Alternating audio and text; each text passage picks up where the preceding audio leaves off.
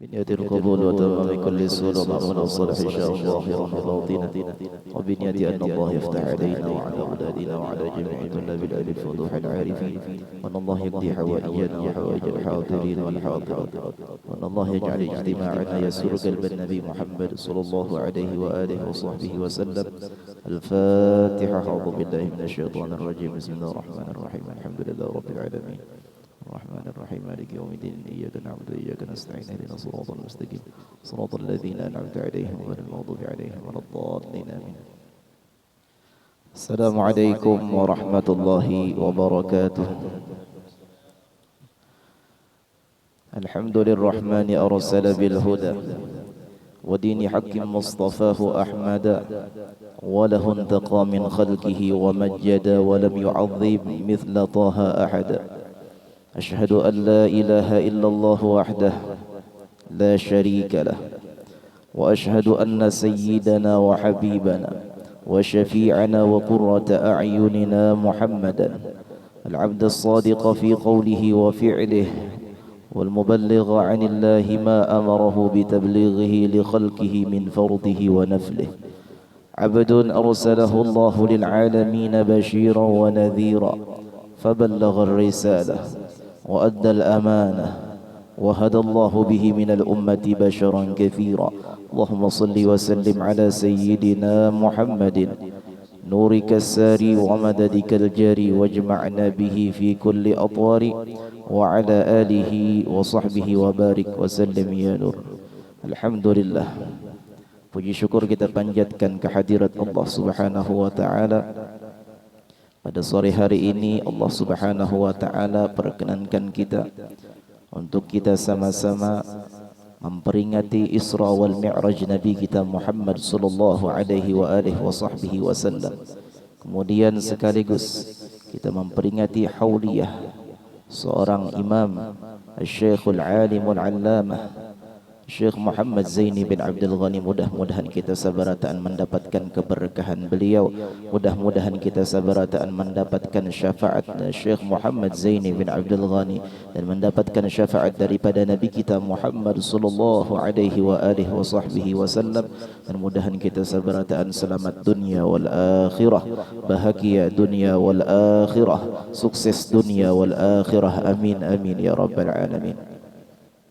Bapak-bapak, ibu-ibu, saudara-saudari yang dirahmati Allah, Syekh Abdul Rahman Ad-Daibai, beliau pernah menyebutkan di dalam kitab Maulid beliau tentang perjalanan Isra wal Mi'raj Nabi kita Muhammad sallallahu alaihi wa alihi wasahbihi wasallam.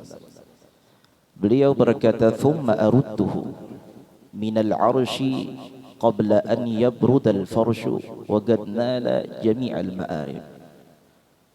Kemudian Allah Subhanahu wa taala mengembalikan Nabi kita Muhammad sallallahu alaihi wa alihi wasahbihi wasallam dari perjalanan beliau minal arsy, dari arsy, qabla an yabrudal farshu, sebelum kasur Nabi kita Muhammad sallallahu alaihi wasallam menjadi dingin. Waqad nala jami'al ma'arib, dan sungguh memperolehlah Nabi kita Muhammad sallallahu alaihi wasallam seluruh apa yang diharapkannya. Bapak-bapak, ibu-ibu, saudara-saudari yang dirahmati Allah, sungguh Nabi kita Muhammad sallallahu alaihi wasallam diperjalankan oleh Allah Subhanahu wa taala, kemudian dikembalikan oleh Allah Subhanahu wa taala, dan didapati bahwasanya kasur Nabi kita Muhammad sallallahu alaihi wasallam ketika itu masih dalam keadaan panas. Dan kita meyakini bahwasanya yang memperjalankan Nabi kita Muhammad sallallahu alaihi wa alihi wasallam adalah yang maha hebat. Yang memperjalankan Nabi kita Muhammad sallallahu alaihi wa alihi wasallam adalah yang maha kuat. Yang memperjalankan Nabi kita Muhammad sallallahu alaihi wa alihi wasallam adalah yang maha kuasa, yaitu Allah jalla jalaluhu wa ta'ala fi'ulah. Subhanalladzi asra bi'abdihi laylan minal masjidil harami ilal masjidil aqsa alladzi barakna hawlahu linuriyahu min ayatina innahu huwas sami'ul basir. Maha suci Allah Subhanahu wa ta'ala yang telah memperjalankan hambanya minal masjidil harami, dari masjidil haram ke masjidil aqsa. Allah subhanahu wa ta'ala tidak menyebutkan di dalam perjalanan Nabi kita Muhammad sallallahu alaihi wasallam itu dari kota ke kota. Allah subhanahu wa ta'ala tidak menyebutkan perjalanan Nabi Muhammad sallallahu alaihi wasallam itu dari provinsi ke provinsi. Namun yang disebutkan oleh Allah subhanahu wa ta'ala di dalam perjalanan Nabi Muhammad sallallahu alaihi wasallam yaitu dari masjid ke masjid.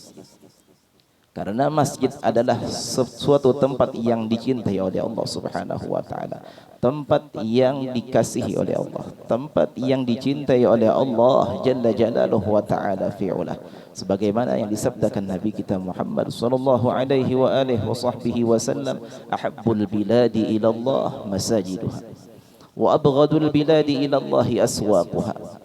Tempat yang paling dicintai oleh Allah subhanahu wa ta'ala adalah masjid-masjidnya.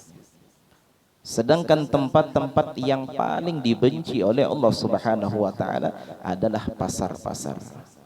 Kenapa pasar tempat yang paling dibenci lawan Allah subhanahu wa ta'ala? Karena sebab di pasar tersebut banyak orang yang berdusta. Ya, kalau berpadah bahwasanya barang ini bagus, nah ditukari, dibawa ke rumah, sekalinya kada bagus barangnya. Makanya pasar adalah tempat yang paling dibenci oleh Allah subhanahu wa ta'ala. Namun orang-orang soleh dahulu, mereka menjadikan pasar-pasar itu seperti musallanya orang-orang mukmin. Mereka menjadikan pasar-pasar itu seperti musallanya orang-orang yang beriman kepada Allah subhanahu wa ta'ala. Sehingga ketika mereka menjaga toko-toko mereka, mereka sambil menunggu pelanggan, sambil membaca Al-Quran. Sebagian daripada mereka menunggu pelanggan sambil berzikir kepada Allah subhanahu wa ta'ala, sambil membaca kitab di sana. Bahkan di Tarim, di Hadramaut sampai sekarang, kalau di pasar-pasar Hadramaut itu hampir setiap toko itu mereka membawa Al-Quran. Hampir setiap toko mereka membawa kitab-kitab. Bahkan ada kitab Minhajut Talibin, mereka sambil menunggu pelanggan sambil membaca kitab Minhajut Talibin. Allah la ilaha illallah. Jadi waktu mereka kada terbuang sia-sia. Dunianya dapat dan akhiratnya pun dapat juga.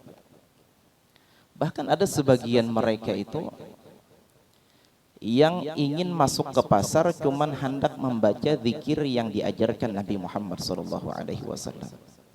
Masuk ke pasar bukan hendak nukar sesuatu. Akan tetapi masuk ke pasar mereka ingin membaca zikir yang diajarkan Nabi Muhammad sallallahu alaihi wasallam. Karena barang siapa yang masuk ke pasar, kemudian orang tersebut membaca zikir itu, maka segala dosanya akan diampuni oleh Allah dan Allah subhanahu wa ta'ala akan tinggikan derajatnya. Napa zikir itu? Yang rancak kita mendengar juga. La ilaha illallah wahdahu la syarikalah, lahul mulku wa lahul hamdu yuhyi wa yumit wa huwa hayyun la yamut biyadihil khairu wa huwa ala kulli syai'in qadir. Setiap masuk ke pasar, orang yang membaca zikir tersebut, maka dosa-dosanya akan diampuni lawan Allah subhanahu wa ta'ala. Untungnya kita sebagai umat Nabi Muhammad sallallahu alaihi wasallam masuk pasar raja mun kita ingat untuk membaca zikir tersebut, dosa kita diampuni lawan Allah. La ilaha illallah. Mudah-mudahan kita ingat sabarataan. Kadang kita masuk ke pasar, kadang ingat, kadang kada. Tapi munnya kita terbiasa, nang kayak kita juga masuk ke rumah batis kanan, keluar rumah batis kiri, terbiasa nang kayak itu, insyaallah refleks pian. Setiap masuk rumah, setiap masuk musalla, setiap masuk masjid batis kanan, keluar masjid batis kiri. Nah, ketika kita terbiasa, maka di sana Allah subhanahu wa ta'ala akan menjadikan kebiasaan di dalam setiap hidup kita untuk bisa menghidupkan sunnah Nabi Muhammad sallallahu alaihi wa alihi wasallam. Al-Imam Muhammad Al-Junaid, Syekh Muhammad Al-Junaid itu beliau berisi toko di pasar. Setiap beliau hendak membuka toko, itu tirai ditutup siden. Yang besi itu dibuka siden, nah, yang tirai itu ditutup. Sebelum beliau melayani pembeli, itu Syekh Al-Imam Muhammad Al-Junaid sembahyang dulu 200 rakaat sampai 300 rakaat. Ya Allah. Sebelum membuka toko sidin sembahyang dulu 200 sampai 300 rakaat. Itulah yang menjadikan keberkahan mereka. Mun kita nang kayak itu kira-kira nang kayak apa ya? Tutupan sudah orang. Tapi keberkahan yang Allah Subhanahu wa taala berikan kepada mereka sehingga waktu tersebut 24 jam, tapi keberkahan waktu tersebut berbeda dengan kita. Dan mereka merasakan manisnya di dalam ibadah kepada Allah Subhanahu wa taala sehingga sembahyang 200 rakaat, 300 rakaat itu ada kerasaan bagi mereka.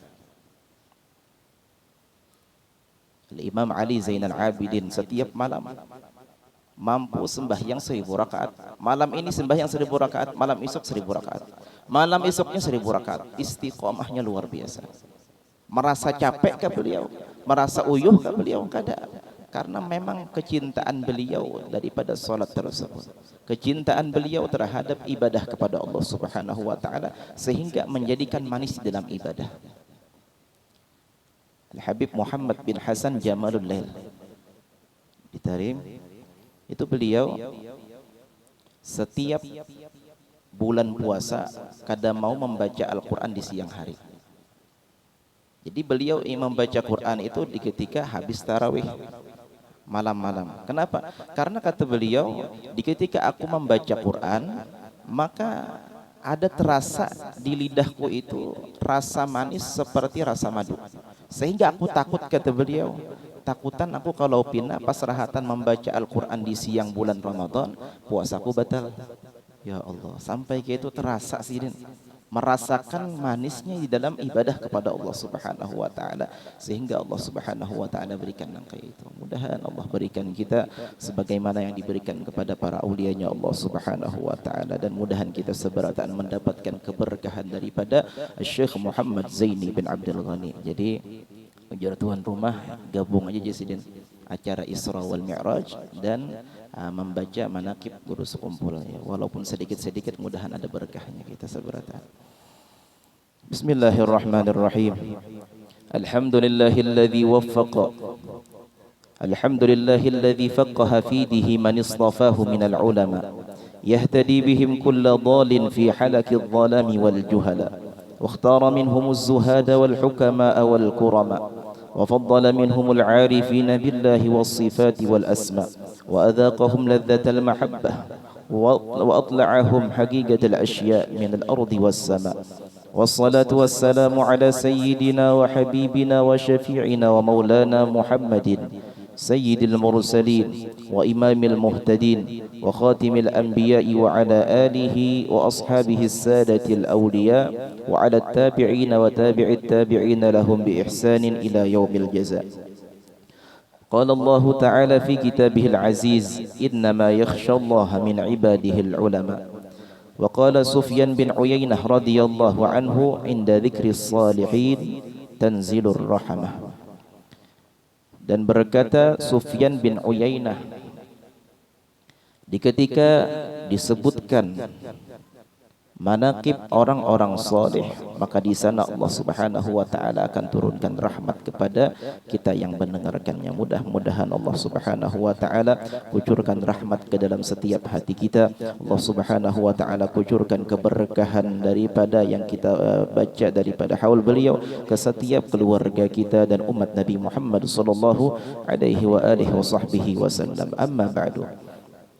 العالم العلامة العارف بالله الشيخ حاجي محمد زيني بن عبد الغاني بن العارف بالله عبد الغاني بن حاجي عبد المناف بن محمد سمان بن حاجي محمد سعد بن حاجي عبد الله بن العالم العلامة مفتي الحاج محمد خالد بن العالم العلامة خليفة حاجي حسن الدين بن مولانا الشيخ Muhammad Arsyad Al-Banjari dilahirkan pada malam Arba' 27 Muharram tahun 1361 Hijriah bersamaan dengan 11 Februari 1942 Miladiah di Kampung Tunggul Irang, seberang Martapura. Nama selagi kecil adalah Qushair. Sejak kecil termasuk salah seorang yang mahfuz, yaitu suatu keadaan yang sangat jarang terjadi kecuali bagi orang-orang pilihan yang sudah ditentukan Allah Subhanahu wa taala. Beliau adalah salah seorang anak yang mempunyai sifat-sifat dan pembawaan lain dari yang lain. Di antaranya adalah beliau tidak pernah ihtilam. Al-Alimul Allamah Al-Arif Billah Al-Syekh Al-Hajj Muhammad Zaini bin Abdul Ghani, yang sejak kecil selalu berada di samping kedua orang tua dan nenek beliau yang bernama Salbiyah, yang memeliharanya dengan penuh kasih sayang namun disiplin dalam pendidikan, sehingga di masa kanak-kanak beliau sudah mulai ditanamkan pendidikan tauhid dan akhlak oleh ayah dan nenek beliau sendiri serta belajar membaca Al-Quran. Dengan demikian, guru pertama dalam bidang tauhid dan akhlak adalah ayah dan nenek beliau sendiri yang selalu berada di samping dan memimpinnya. Meskipun kehidupan ekonomi kedua orang tua beliau dalam keadaan yang sangat lemah, namun mereka selalu memperhatikan untuk membantu dan meringankan beban guru yang mengajar anak mereka membaca Al-Quran. Sehingga setiap malam beliau diberi sangu sebotol kecil yang berisi minyak tanah.